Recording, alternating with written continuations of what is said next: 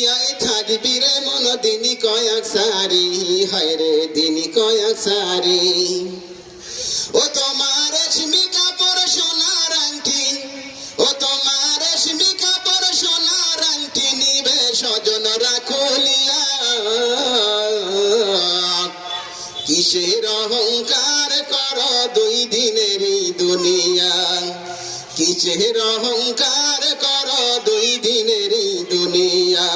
একদিন মৌতকে পাঠাইয়া রে বন্ধু, ও নিতে পারে তুলিয়া তুলিয়া গো তুলিয়া। কিসের অহংকার কর দুই দিনেরই দুনিয়া। আলহামদুলিল্লাহ, সমস্ত প্রশংসা একমাত্র আল্লাহ সুবহানাহু ওয়া তাআলার জন্য, যিনি আমাদেরকে এরকম একটি সুন্দর কোরআনের মাহফিল করার সুযোগ করে দিয়েছেন।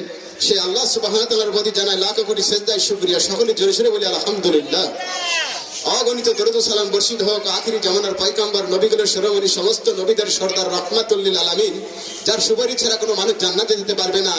শুধু তাই নয়, যে নবীর হাতে থাকবে হাউজে কাউসার, তার উম্মতের পান করাবেন পানি, সেই নবীর প্রতি জানাই অগণিত দরুদ ও সালাম। সকলে বলি সাল্লাল্লাহু আলাইহি ওয়াসাল্লাম। শান্তি অবতীর্ণ হোক তার পরিবারের উপর, আল্লাহুম্মা আমিন। আরো দোয়া করছি যে দিনকে প্রতিষ্ঠা করার জন্য যে সকল সাহাবী জীবনখানায় বিলীন দিয়েছে, বুকের রক্ত যাদাকে বিলীন করে দিয়েছে, আল্লাহ সেই সকল সাহাবীর প্রতি রহমত করুক, আল্লাহুম্মা আমিন।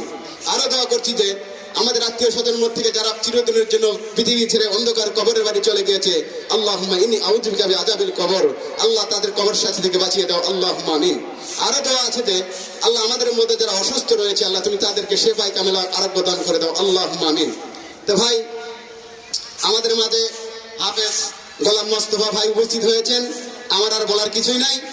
এখন আপনাদের সম্মুখে কোরআন ও সহিহ হাদিস থেকে মূল্যবান তাফসীর পেশ করবেন হাফেজ মোহাম্মদ গোলাম মোস্তফা বিন নাসির।